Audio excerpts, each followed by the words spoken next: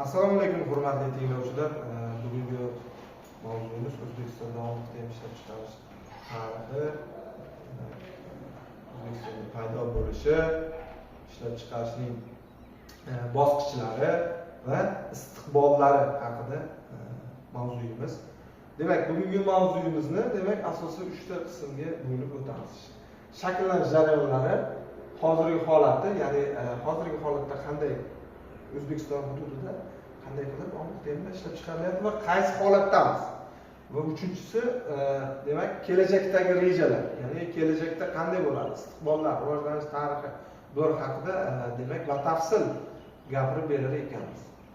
Demak, tarixidan boshlaydigan bo'lsak, ishlab chiqarishda dastlab omix-temlar bizda demak sanoat ko'rinishida bo'lishigacha bo'lgan tarixda bilamizki, O'rta Osiyoda chorvachilik juda ham rivojlangan.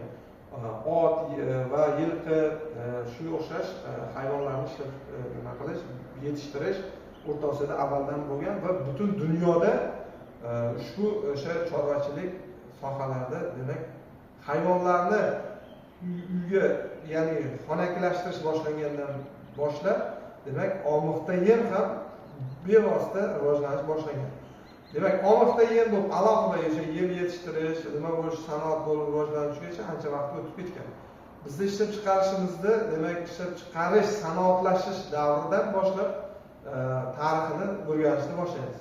Demak, bizda dastlab bilamizki, Chor Asiyasi bosib olgandan so'ng bizda yerlarimizda paxta yetishtirish juda ham katta o'sha ahamiyatga ega bo'ldi va O'zbekiston qishloq xo'jaligiga moslashgan, asoslashgan hududga aylantirila boshladi. Va unda bizda ko'proq nima yetishtirilardi? Paxta yetishtirilardi. Paxtadan bilamizki, tola olinadi. O'sha tola olish demak maqsadida paxtamizni yig'ib terib olingan hosillarni temir yo'llar kelgan, O'rta Osiyoga temir yo'llar yordamida o'sha Rossiyaga, Chikag'ov zavodlariga olib ketishni boshlagan. Bizda o'sha olib ketish davrida keyin olimlar o'ylab ko'rsaki, demak bizda paxtamizda chigitimiz juda ham ko'p foizni egallaydi. Chigitni tashlab ketish va chigitni ajratish uchun demak Rossiyadan chigitlaydigan uskunalarni olib kelib, temir yo'lda o'sha vokzallarga qo'yib chigitlay boshlagan. Chigitlash natijasida demak bizda nima ajrab chiqqan? Chigitlar ko'p ajrab chiqqan. Chigitni chiqindi sifatida ajratib tashlashgan. Va chigitlar shu darajada ko'payib ketganki, bundan nima olish kerak? Bu juda ham temir yo'l atroflarida musul bo'lib uyilib ketgan chiqindi sifatida. Endi chiqindini qayta ishlashimiz kerak deb olimlar chigitni o'rganishgan. Chigitni o'rganishganda unda demak moy olish, o'simlik moyi ajratib olish imkoniyati bo'lgan va o'simlik moyini ajratish.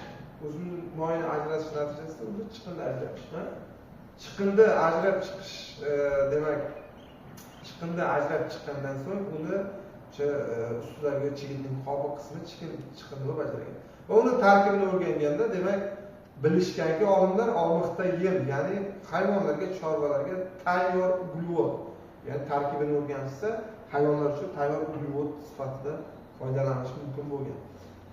Demak, shundan tarixini bilamizki, demak boshlanish dastlab sanoat rivojlanishida demak shunday ishlab chiqarish yo'lga qo'yilgan va undan tashqari urush davrida paytlarida juda ko'p korxonalar Rossiyadan O'rta Osiyoga ko'chirilgan. O'rta Osiyoga ko'chirish davrida bizda demak un ishlab chiqarish, yorma ishlab chiqarish, ya'ni non yetishmovchiligi juda ham yuqori bo'lganligi uchun un ishlab chiqarish korxonalarini ham ko'chirib o'tkazishgan. Ko'chirib o'tkazishganda bilamizki, har bitta ishlab chiqarishda o'sha oziq-ovqat mahsulotlari ishlab chiqarishda chiqindilar chiqadi. O'sha chiqindilarni qayta ishlash maqsadida demak omix sanoati bizda sanoat darajasida rivojlana boshlagan.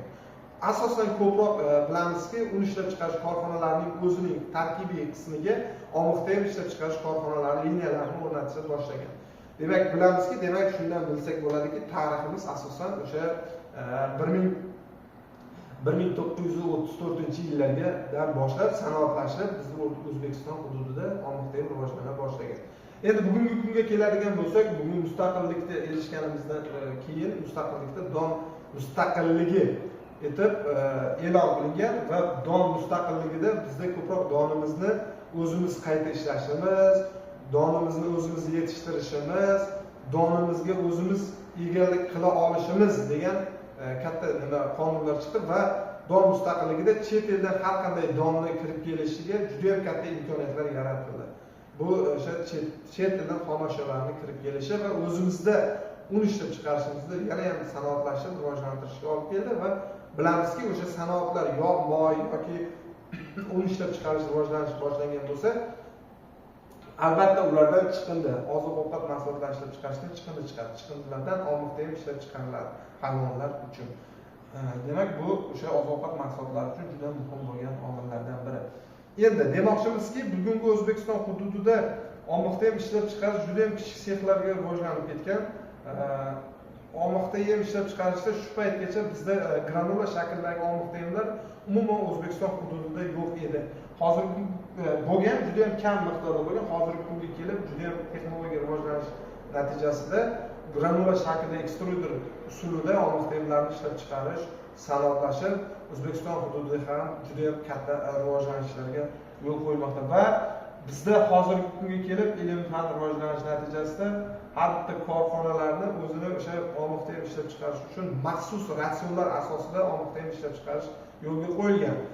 Demak, maxsus ratsion degani hayvonlarni o'sha yoshiga, funksiyasiga qarab olmoqda yem ishlab chiqarish yo'lga qo'yilgan. Shu jumladan bilishimiz mumkin, Xovos hududida ham, Yangiyer hududida ham olmoqda yem ishlab chiqarish texnologik liniyalari mavjud. Endi bizda qisqa qilib aytamiz, endi kelajagi haqida.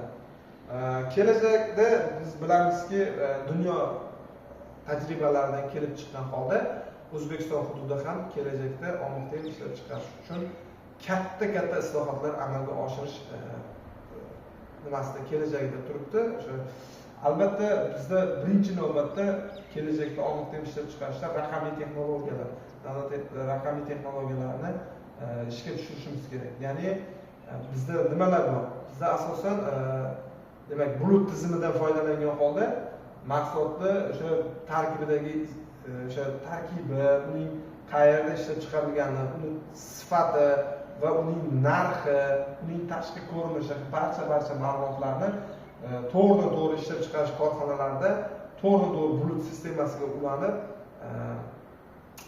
demak, ishlab chiqarishni qo'llashimiz mumkin. Bizda keyin global internet o'sha oziq-ovqat xavfsizligini, o'sha dunyo oziq-ovqat hamjamiyatini butun